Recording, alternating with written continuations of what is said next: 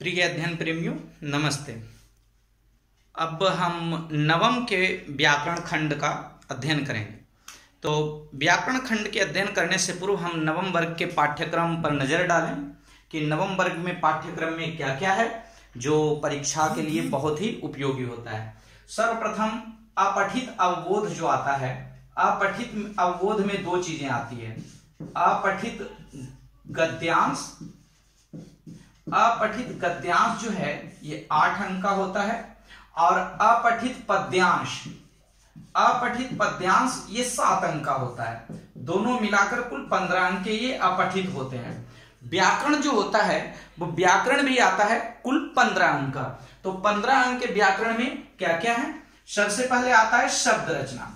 शब्द रचना आते हैं 7 अंक के। तो शब्द रचना जो 7 अंक के हैं, तो इन 7 अंकों में क्या क्या है शब्द रचना में? इसमें हम अध्ययन करते हैं उपसर्ग का, इसमें अध्ययन करते हैं हम प्रत्यय का, और इसी में हम अध्ययन करते हैं समास का। ये 7 अंक के होते हैं कुल। इसके अलावा जो आता है वो आता है अर्थ के आधार पर वाक्य भेद। ये 4 अंक का होता है।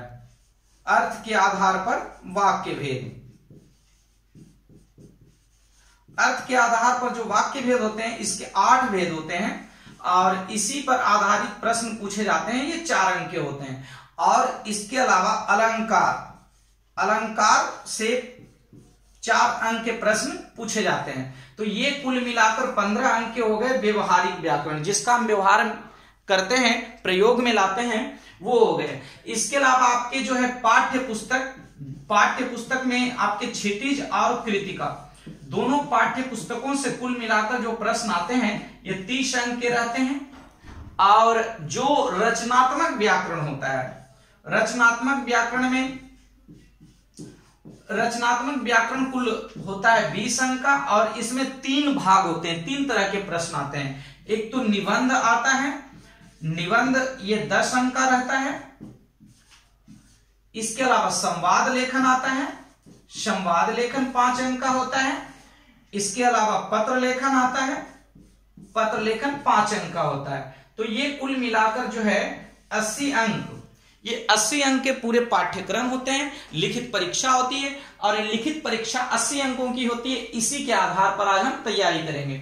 तो आप अपठित गद्यांश और अपठित पद्यांश ये सामान्यतः किसी भी पुस्तक से आता है और उसी को अपठित माना जाता है कि जिसको आपने पहले नहीं पढ़ रखा हो, तो उसको पढ़ना होता है और उसी पर आधारित प्रश्न होते हैं। शब्द रचना का आज हम अध्ययन करेंगे। शब्द रचना में 3 चीजें आज हम पढ़ेंगे। 3 चीजें होती है, उपसर्ग, प्रत्यय, समास। आज हम उपसर्ग का अध्ययन करेंगे कि उपसर्ग क्या है और ये कहां प्रयुक्त होता है, कैसे प्रयुक्त होता है। इसके बाद हम पाठ्य पुस्तक का अध्ययन कर ही रहे हैं। हम जो है अर्थ के आधार पर वाक्य भेद अगले दिनों में पढ़ेंगे, उपसर्ग के अलावा प्रत्यय, समास पढ़ेंगे, अलंकार पढ़ेंगे अगले दिनों में। तो आज हम शुरू करते हैं उपसर्ग। तो अब हम पढ़ेंगे उपसर्ग। तो यहां पर उपसर्ग, उपसर्ग जो है मैंने बताया था कि मूल शब्द के आरंभ में प्रयुक्त होने वाले उपशब्द या शब्दांश जो शब्दों के अर्थ में भिन्नता लाते हैं, ये मूल शब्द के आरंभ में लगेंगे। मतलब जिस शब्द के आरंभ में लगेंगे उसका एक अपना अर्थ पहले से होना चाहिए।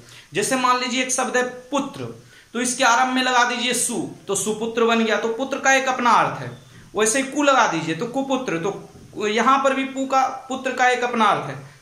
तो ये मूल शब्द के आरंभ में लगता है और मूल शब्द के आरंभ में लगकर उसके अर्थ में भिन्नता ला सकता है, कई प्रकार से भिन्नता, वो आगे हम चर्चा करेंगे। तो पहले देखिए कुछ उपसर्ग, जैसे प्र उपसर्ग। तो प्र उपसर्ग किन किन शब्दों में यहां पर लग सकता है? तो प्र उपसर्ग को यहां पर देखिए कि कुछ शब्दों में लगाकर प्रयुक्त किया गया है और बताया गया है कि प्र उपसर्ग को पहले हम प्रयोग, योग शब्द में लगा दिए, प्रकार, प्रमाण, प्रकांड, प्रबंध, प्रबल। तो इसी प्रकार यहां पर बहुत सारे शब्दों में इसके प्रयोग किए गए हैं। अब यहां पर देखिए प्रा उपसर्ग का, पराक्रम, पराजय, पराभव, परामर्श। यहां पर प्रा उपसर्ग का बहुत सारे शब्दों में क्रम शब्द, जय शब्द, भव शब्द और मर शब्द, इसमें वी लगा देते हैं तो विमर्श बन जाता है। यही यहां पर देखिए अप उपसर्ग का प्रयोग बहुत सारे शब्दों में किया गया। अपशब्द, अपमान, अपयश, अपशगुन, अपकीर्ति, अपव्यय। तो यहाँ पर सब अलग अलग शब्द है, यहाँ शब्द है, यहाँ मान है, यहाँ यश है, यहाँ शगुन है, यहाँ कीर्ति है, यहाँ व्यय है, यानी हर शब्द का एक अपना अर्थ है और उसके आरंभ में हमने उपसर्ग का प्रयोग किया है। यहाँ पर सम उपसर्ग से देखिए, सम्मान, संपत्ति, संभव, संयोग, संग्राम, संपूर्ण, संयम, यहाँ पर सभी शब्द के एक अपने अर्थ हैं जिसके पूर्व में सम लगा हुआ है। जैसे यहाँ पर मान, पत्ति, भव, योग, ग्राम, पूर्ण और यम, इनमें सम उपसर्ग लगकर ये सभी बने हैं। अब यहाँ पर आप देखिए, मैंने अभी बताया था कि उपसर्ग लगाने से बहुत सारे अर्थों में भिन्नता आ जाती है। अब यहाँ पर मैंने मान शब्द में देखिए कितने उपसर्ग लग सकते हैं और मैंने प्रयुक्त किया है। जैसे मान शब्द में भी उपसर्ग लगा दिया, विमान, विमान देखिए कहां मान शब्द, मान का मतलब होता है सम्मान, सम्मान से जुड़ा हुआ, तो ये अर्थों को बदल भी देता है, अर्थों को विशेष बना देता है, अर्थों को उल्टा कर देता है और एक नए अर्थ में प्रयुक्त कर देता है। अब आप देखिए विमान, विमान मतलब होता है वायुयान।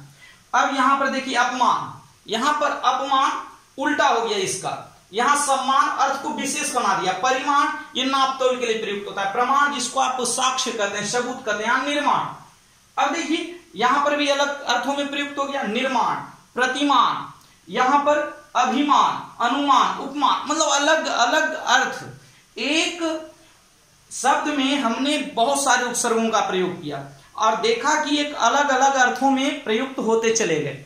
तो इसी तरह से संस्कृत में हम जिन उपसर्गों का प्रयोग करते हैं, ऐसे उपसर्ग संस्कृत में हिंदी में ऐसे उपसर्ग हिंदी में 3 तरह के हैं। एक तो संस्कृत से आए हुए हिंदी में उपसर्ग, ये सब संस्कृत से आए हुए हैं। फिर हिंदी के अपने उपसर्ग, उसके बाद फिर उर्दू से या अन्य विदेशी भाषाओं से हिंदी में आए हुए उपसर्ग। तो उपसर्गों के प्रयोग करने में एक चीज हमें ध्यान देना चाहिए कि उर्दू उपसर्गों का प्रयोग उर्दू शब्दों में होगा, हिंदी उपसर्गों का प्रयोग हिंदी शब्दों में, और संस्कृत उपसर्गों का प्रयोग तत्सम। तत्सम होता ही है संस्कृत का ही रूप। संस्कृत के जो शब्द उसी रूप में हिंदी में प्रयुक्त किए जाते हैं वो तत्सम कहलाते हैं। तो यहां पर आपने देखा कि ये सब संस्कृत के उपसर्ग हैं और इनका प्रयोग, संस्कृत के कुल हिंदी में जो प्रयुक्त किए जाते हैं उपसर्ग, इनकी संख्या 22 है। कुछ संस्कृत के अव्यय प्रयुक्त किए जाते हैं उपसर्ग के रूप में, फिर हिंदी के कुछ अपने उपसर्ग प्रयुक्त होते हैं। जैसे अन उपसर्ग है, अन हिंदी का भी उपसर्ग है और संस्कृत का भी उपसर्ग है। तो जब हम इसका प्रयोग करेंगे संस्कृत के उपसर्ग में तो अन जोड़ अधिकार, अनधिकार, लेकिन ये संस्कृत का शब्द था अधिकार, तत्सम शब्द, तो हमने संस्कृत का उपसर्ग लगाया। लेकिन हिंदी में भी अन होता है, अन जोड़ पढ़, अनपढ़, हिंदी का शब्द है पढ़, तो अन उपसर्ग यहाँ पर अन में न पूरा है और अनधिकार में वहां पर अन जोड़ अधिकार, अन न आधा था और अधिकार का अ जुटने से न पूरा हो गया, अनधिकार।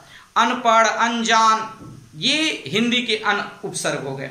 उर्दू के उपसर्ग कौन कौन होते हैं? ला, उर्दू के उपसर्ग मूलतः ज्यादा नहीं है, कुछ ही उर्दू के उपसर्ग हैं।